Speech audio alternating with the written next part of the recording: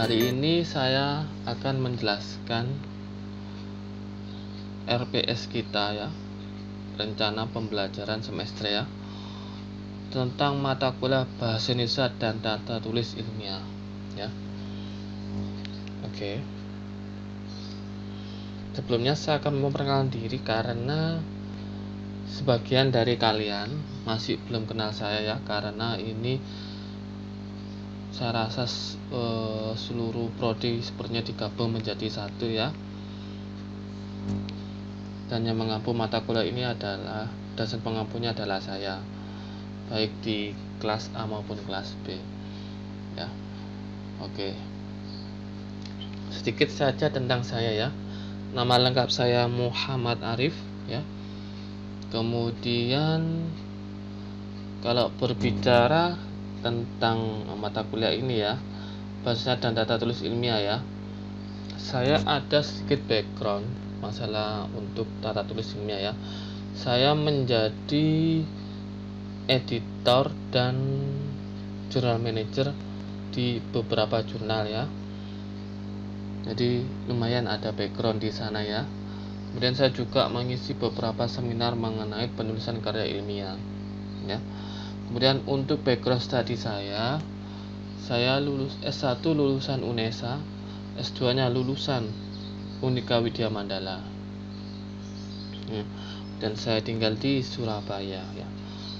Mungkin itu saja tentang saya ya, sedikit perkenalan biar nanti yang belum kenal saya biar kenal sedikit ya. Kemudian untuk materinya tentunya di sini yang pertama kita akan sedikit membahas tentang bahasa ya, bahasa ini. Jadi sebelum kita melangkah lebih jauh ya, yang pertama adalah bahasa, kemudian yang kedua adalah kedudukan dan fungsi bahasa Indonesia, kemudian yang ketiga adalah bahasa Indonesia baku, 4 ejaan yang disempurnakan, 5 pedoman istilah, 6 diksi, 7 paragraf kalimat dan paragraf, kemudian UTS ya, kemudian 9 karya ilmiah, 10-11 artikel. Kenapa ini 2 pertemuan ya? Biasanya ini kalau di kelas ya teori sama praktek ya, jadi kita praktek ya, kita membuat, kemudian nanti saya akan periksa, saya kembalikan lagi. Jika ada yang kurang pas direvisi, kalau sudah pas ya sudah, kalau ada yang diperbaiki lagi enggak apa-apa, kalau enggak ya enggak apa-apa, dibiarin aja, yang penting kita sudah benar. Kemudian makalah 2 pertemuan sama, saya koreksi juga langsung, kamu membuat ya, setelah teori membuat ya, langsung praktek, ada salah kesalahan kita betulkan sama. Kemudian terakhir adalah jurnal seperti ini ya. Kemudian UAS, kemudian untuk UTS ya. Kalau UTS ini soalnya saya akan ambilkan dari pertemuan pertama sampai ke 7 ya, dari pertemuan pertama sampai ke 7 ini saya akan ambil dari 7 pertemuan itu. Jadi misalkan biasanya ada beberapa soal saja yang harus dikerjakan, misalkan 3 dari 5 soal. Nah, biasanya nanti tiap bab itu ada satu soal, jadi mungkin wajib 3, mungkin seperti itu nanti ya. Pokoknya nanti soalnya saya ambilkan dari pertemuan tersebut, dari pertemuan pertama sampai ke 7 untuk UTS nya. Kemudian untuk UAS nya ya, untuk UAS nya akan saya ambil di sini ya, dari karya ilmiah, artikel, makalah, dan jurnal. Jadi nanti kita akan ada 3 tugas untuk setelah UTS ya. Pertama adalah artikel, kita buat artikel, kemudian kita buat makalah, dan kita buat jurnal. Ketiganya ini ya kan nanti dikumpulkan sebagai UAS. Jadi kita pertemuan pertama teori dan praktik buat ya, kalian kumpulkan di Elina, nanti akan saya periksa. Jika ada kendala, ada kesalahan, kamu perbaiki, nanti submit lagi. Jika kamu rasa ini kan sudah pas, sudah bagus, itu kamu simpen, kemudian nanti buat UAS. Jadi artikel sudah bagus, sudah kamu revisi, kamu simpen. Kemudian buat makalah sudah bagus, sudah direvisi, kamu simpan. Kemudian yang terakhir jurnal, kamu sudah buat, sudah direvisi, sudah bagus. Ketiga tugas ini nanti kamu submit, kumpulkan sebagai UAS. Jika kamu sudah diperbaiki ya kan, direvisi dengan baik dan benar, maka saya yakin nilainya maksimal. Jika kamu tiba-tiba tidak pernah mengikuti ya perkembangannya, tiba-tiba kamu langsung buat tiga-tiganya, saya yakin isinya nanti pasti kacau ya, karena ada progresnya, ada prosesnya, tidak langsung tiba-tiba jadi. Bisa langsung jadi, bisa ambil di Google ataupun ambil punya teman, itu pasti langsung jadi. Cuma di situ jika saya temukan kamu hanya mengcopy paste atau hanya mengganti namanya saja, maka saya yakinkan kamu tidak lulus mata kuliah ini ya. Jadi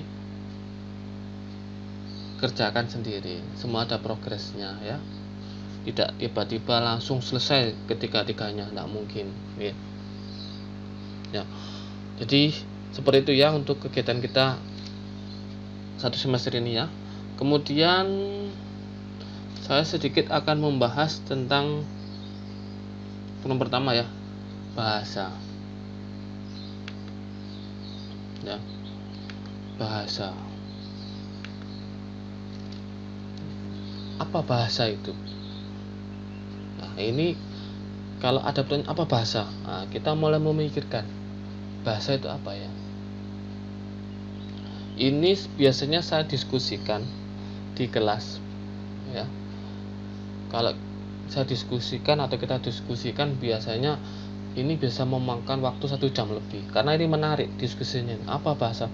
Biasanya kalau ini saya tanyakan, kalian menjawab, nanti saya tanya balik, diskusinya enak ini, panjang ini biasanya. Cuma di sini simpel saja.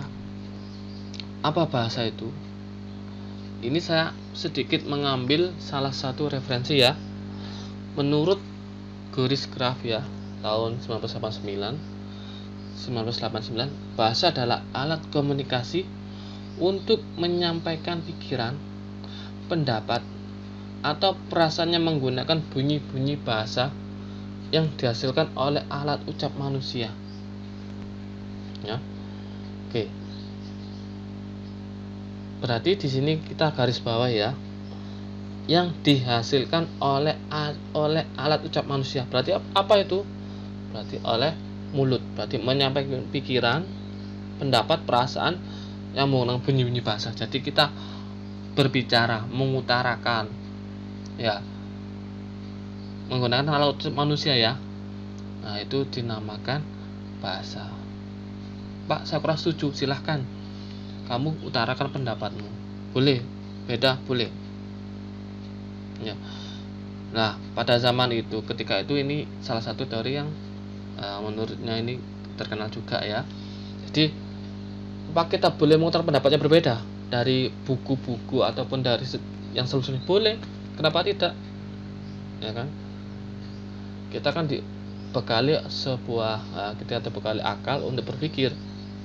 Boleh tidak sama? Boleh ya, tidak masalah. Yang penting ketika kamu mengutarakan pendapatmu, kamu utarakan dengan baik, kamu berikan argumenmu. Kenapa tidak setuju, menurutmu bagaimana, seperti apa. Nah seperti itu ya. Kalau kita nanti mengutarakan sebuah pendapat ya, tidak setuju dengan sebuah teori dan sebagainya ya, ingat, utarakan ya dengan baik ya, karena kita ini mahasiswa berpendidikan kuliah ya, tahu caranya untuk mengutarakan pendapat, baik itu setuju maupun tak setuju ya. Jangan seperti uraan ya istilahnya ya. Oke, kita garis bawah di sini ya. Cuma saya kasih contoh ya, yang dihasilkan oleh alat ucap manusia. Apakah setuju? Kalau saya kurang setuju. Kenapa? Mungkin pada saat itu ini setuju oleh mayoritas ya, dan saya yakin juga ada pendapat lain yang berbeda dengan beliau, pasti ada banyak. Kalau saat ini saya kurang setuju ya. Kenapa? Oleh alat ucap manusia. Kalau alat ucap manusia berarti ini terbatas hanya alat ucap manusia, berarti yang selain alat ucap manusia berarti bukan bahasa. Pengertian seperti itu ya, kita garis bawah ya, yang dihasilkan alat ucap manusia. Oke, saya kasih contoh. Nah, kalau kita di perusahaan, ya kan, kadang-kadang kita jarak jauh, ya kan, mungkin di suatu perusahaan yang bunyinya keras di dalam gedung tersebut, kita kalau ngomong atau bicara pun sering tidak dengar, harus teriak-teriak. Mungkin jarak jauh kita bisa menggunakan seperti ini. Masih kode, ataupun di kelas seorang guru, ataupun seperti ini, ya kan, ataupun sama temanmu. Ini, dan juga kamu bisa sering lihat di TV-TV juga ada, seperti ada berita-berita, biasanya nanti ada di sampingnya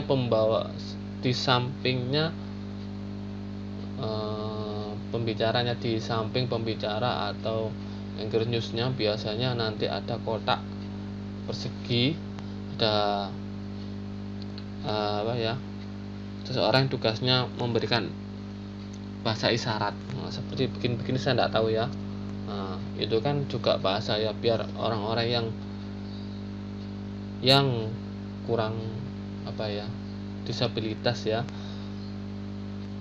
jadi mereka bisa memahami berita tersebut ya, seperti itu ya. Itu saya rasa juga bahasa ya.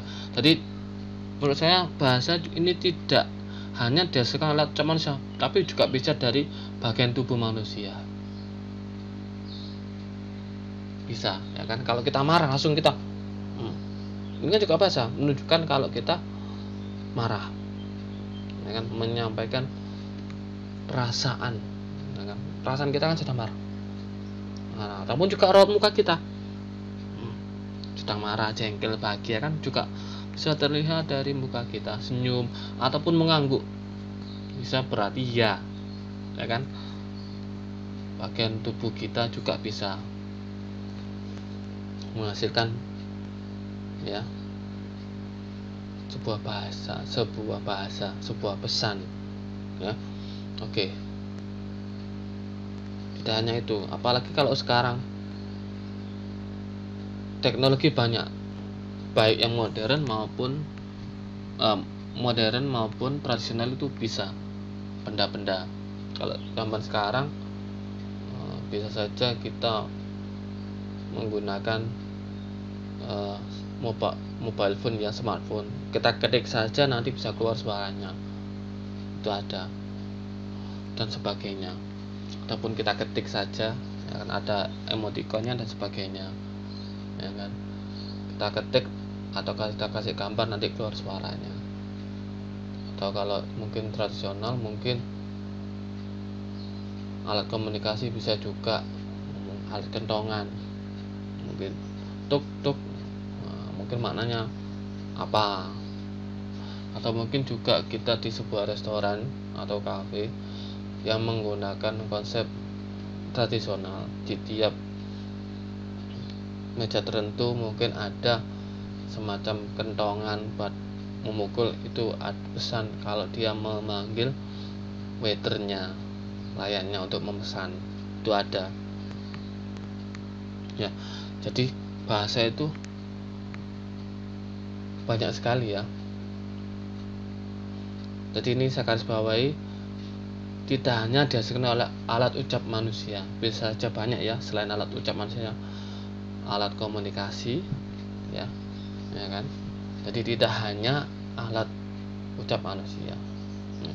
Jadi seperti itu ya. Apabila kita punya beda pendapat, tidak apa-apa. Seperti halnya mungkin sebuah riset saat ini menyatakan seperti ini. Nah, mungkin suatu saat kamu punya riset sendiri ya, ternyata risetmu ini mungkin diakui orang lain pada saat itu lebih bagus dari sebelumnya. Mungkin karena mungkin pada zamanmu itu yang pas, yang cocok diterapkan sesuai dengan metodemu, risetmu yang cocok pada saat itu, risetmu yang lebih cocok pada zamannya. Mungkin ya kan. Pada zaman dahulu ya mungkin beda lagi, ya kan. Seperti itu ya. Yang penting kita menyampaikannya dengan baik dan benar ya. Kita tahu etikanya dalam berpendapat atau diskusi ya. Kemudian asal usul bahasa ini juga sering jadi perdebatan di antara kita semua, ya. Asal usul bahasa, ini kalau kita bahas juga ini bisa lama juga ini, ya. Oke. Kemudian di sini saya mengambil salah satu pada tahun 1861 oleh sejarah bahasa Max Muller menerbitkan daftar asal mula bahasa spekulatif. Ini kamu bisa baca. Asal mulanya ada banyak, 1, 2, 3, 4, 5, ada bowo, pupu, dingdong, yoheho, tata. Ini ya, saya rasa dulu ini juga benar pas pada saat itu. Jadi misalkan bowo, teori bowo adalah cukup menganggap kata-kata bermula sebagai imitasi dari hewan liar atau burung. Jadi dulu dikatakan oleh beliau bahwa asal usul bahasa dikarenakan kita meniru suara-suara teriakan hewan-hewan liar, burung. Jadi kita meniru. Nah, kita yang meniru hewan-hewan liar. Wah, kita meniru hewan liar atau burung dan sebagainya. Pada saat itu ini cocok mungkin. Nah, pada saat itu ini banyak sekali, ya. Bowo, popo, dingdong, yoho, tata. Ini boleh. Ada juga pendapat lain. Ada banyak pendapat. Ini cuma saya ambil salah satu, ya, tentang asal usul bahasa. Nanti kamu pelajar sendiri. Ini ada banyak. Kemudian juga saya sedikit kasih salah satu juga teori juga, bahwa di sana dikatakan bahwa bahasa itu kita tidak akan pernah tahu kapan, di mana, dan siapa. Kapan bahasa ditemukan kita nggak akan pernah tahu. Kenapa? Karena kita nggak tahu kapan, di mana, dan siapa. Pasti kita nggak akan ketemu. Akan terjadi banyak perdebatan, ya, karena kurang adanya bukti-bukti yang kuat. Kapan bahasa itu diciptakan? Kapan bahasa itu ada? Tahun berapa? Sebelum dinosaurus kah? Sebelum ada bumi kah? Kita tidak tahu. Buktinya mana, ya kan? Di mana letak pertama kali? Di mana, ya kan? Jadi kalau misalkan listrik, jangan. Kita misalkan